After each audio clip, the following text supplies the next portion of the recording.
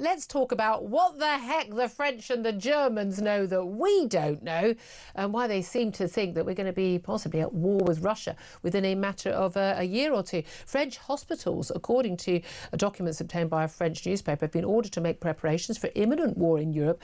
Germany says it's on alert for a Russian military drill that could be used as an excuse to basically launch an invasion of European neighbours. Well, let's talk about this with Mason Gifford. He's a former British volunteer fighter in Ukraine and indeed elsewhere as well, and joins us now. Good afternoon to you, Mesa. Good afternoon. This is all very worrying when you hear about these stories, or should we not read too much into it? And then actually, you know, we have to have preparations for war at all times, and that would include hospitals being able to prepare for a war or other emergencies, and that, of course, military drills would be a signal, you know, that perhaps we should be be on alert, or is there something to worry about here? There is genuinely something to worry about. At the end of the day, Vladimir Putin is a dictator. He's someone that doesn't consider there to be a limit to Russia's borders. He said in the past that wherever a Russian soldier places his boot belongs to Russia. He's even described the fall of the USSR as one of the greatest tragedies that's ever sort of befallen the world. So this is a man who has already invaded Ukraine. He aspires to take other countries in Europe, or other parts of Europe, for example, Transnistria in Moldova, the Baltic countries. For us personally, it would be devastating if there was an invasion of the Svalbard Islands. So at the end of the day, we must be prepared. We've underinvested in the military for a very long time. And the new Russian tactic of seizing ground and then hiding behind their bloated military forces and their nuclear weapons is something that could genuinely erode Europe's borders. Yeah, I mean, I do wonder about our ability to actually see the genuine threats that face us, given that an awful lot of the so-called experts, even up to, you know, mid-February in 2022, were saying, of course, Russia isn't going to invade Ukraine. Putin said he wouldn't, apart from the fact he basically had said he would, and he'd amassed 120,000 troops on the border and a whole bunch of tanks. I remember thinking it was pretty much a sure thing that he was going to invade. Oh, and what a surprise he did. I mean, first of all, you can't take anything he says for granted. He has talked today about how, of course, he's not going to invade other countries, but he's done it repeatedly. And he's done it very cleverly, as we saw with Crimea in 2014, the little green men. No Russian insignia on their uniforms, but they were basically, Russian military going in. And that's the big fear in countries like the Baltic states, that's what's going to happen. They're surrounded by Russian territory. And the fear in Poland. Do you think actually the countries that have not only have closer, real borders, actual land borders with Russia, but also have experienced life under Russian rule, under Soviet rule, they perhaps get it rather better than our lot do here? Absolutely, because the threat for them is right on their doorstep. You've seen Poland invest a vast amount of money in their military over the last couple of years. They've grown their tank force to well over 1,000 modern battle tanks. Meanwhile, Britain, we're going to buy about 150 or so when we upgrade to the Challenger 3. Yeah, that'll solve it then. I mean, even Poland, I believe, Poland's even they reinforced their border, haven't they? It's now got a few miles now of the barbed wire and the blocks and basically reinforcing their ability to actually prevent a land invasion. They are taking it seriously. An iron curtain has descended over Europe again. Basically, from all through Poland, all through the Baltic countries, they're investing billions of pounds in defending their borders. As I said before, Russia has a long-standing tactic of deception, of saying one thing and doing another. Yeah. And it is ingrained within their military ideology. And they did it in Ukraine, and they're very likely to do it in other parts of Europe as well. And the old tactic of the Baltic countries retreating, ceding ground for time so that Europeans can step in and sort of save the day is now no longer an option, because Europe is not in the condition it once was. And that's interesting, because I've heard lots of people say, look, Putin's not going to risk war with Europe, i.e. with NATO countries under those treaty obligations under NATO, but also they're already bogged down in Ukraine. They can't possibly have the forces. They're already stretched beyond anything to actually then take on other countries. What would you say to those claims?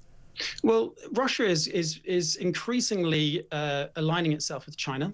There is a new axis of evil on this planet. And we're seeing that in this summit right now, playing out right now. Absolutely. The world has become a hell of a lot more unstable than it once was. We have entered a new phase of the sort of post-World War world of ideals, of democracy, free speech, and all the rest of it. We are back to the 1920s and before. This is the age of empires again, essentially. Yeah. And this is something that even Donald Trump has pushed, which is a shame, because that is part of the consideration. Will Trump come to the defense of Europe?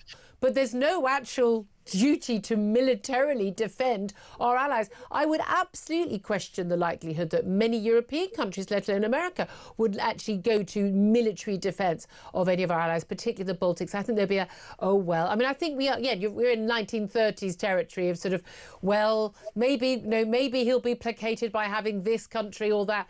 But the reality is there is that real threat. So in terms of how we should be preparing, look, you're someone, you fought against ISIS, you fought against Russian forces in Ukraine. In terms of the reality of war, look, we know we're supposedly beefing up our percentage of our GDP spending on war, but let's face it, a lot of that is like veterans' pensions. Well, it's worthwhile, but it ain't going to help our war effort. Apparently, a bunch of it is going to be money that's going to be spent on paying the Mauritius to rent back the Chagos Islands that we already own. And we're talking about a tiny increase over a number of years to come in the future when the threat is the here and now. What would you do if you were in charge of making those decisions? What would you be spending and what would you be buying and who would you be recruiting and in what numbers? Well, if the first thing I've been devastated by is the split between Europe and America, I do think that closer unity between sort of Western civilization, amongst Western civilization, is so vital when we come to countering the rise of countries like China. Yet at the same time, we should be spending more on defense. We should be spending more money on the ability to grow mass. I'm not necessarily saying that we should have a bloated army today, but the ability to have a solid reserve of equipment that then when there is a surge of sort of patriotic fervor, if there were to be a major large-scale war, it doesn't have to be patriotic fervor, it could be actually just the fact that we'd be recruiting more. Just the ability to train them, the ability to house them, the ability to actually equip them and then deploy them. We've got to consider the military today, which is 74,000 or whatever it is at the moment, is simply the first wave of a major conflict. The ability to raise another 50,000, 60,000, 100,000 is something that we should be considering and investing in. And when you look at countries like Finland, they've got like 250,000 people in their reserves. Absolutely, and they've got plans to grow it to 1 million. By the way, their population is something like 5 million people in the entire country, yet they have plans to grow their reserve to 1 million people in the event of war.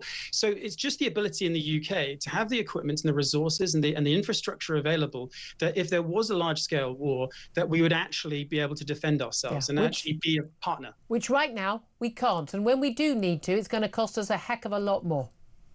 Absolutely. And as you said before, the Chagos Islands, we absolutely should not be falling into that trap. Absolutely, 100% on that. Mesa, we'll have to leave it there. Mesa Gifford, former British volunteer fighter in Ukraine. He's been on the actual ground, literally in the trenches. Tom Slater, I mean, he speaks an awful lot of sense in this. How worried are you about this? And especially we've got this meeting going on in the West, in the East right now. We've got Xi Jinping hosting the likes of the North Korean leader, Russian leader Vladimir Putin, the Indian leader Modi, who's increasingly supposed to be one of us, a democratic leader, increasingly moving to the East. Well, it's one of those things where we knew that we were heading towards this more multipolar world. That was kind of an inevitability. There's also the kind of question about what it is that China in particular want. They, in some respects, are quite a kind of cautious sort of status quo power. You could get the sense that they were as, if not morally outraged and certainly irritated by what Russia did in Ukraine because of the fact that it kind of scrambles the dial and whatever. But I think the takeaway is, regardless of what happens next, the West in particular, but probably the world in general, has realised that this kind of like supposed holiday from history that we've been on is over. And we need to start looking at geopolitics afresh. We cannot just assume that everything's going to be fine because war is something that happened in the past. And there are big questions to be had. I'm sure everyone wants to do that in such a way that averts any kind of major conflict and what have you. But at the same time, those questions need to be addressed. You can avert a conflict by preparing for a conflict. Speak softly, but carry a big stick. We ain't got the stick. stick. That's right. We've Barely got got a twig idiots at the like moment. David Lammy. Got a twiglet. I Yeah, think, we've as got far as I can tell. exactly. Coming up, on that happy note, happy Tuesday, day 2 of phase 2. Again, when we talk about the immigration, we talk about the economy and all the things, this is a government that is utterly, utterly incapable of taking on and dealing with some of these issues.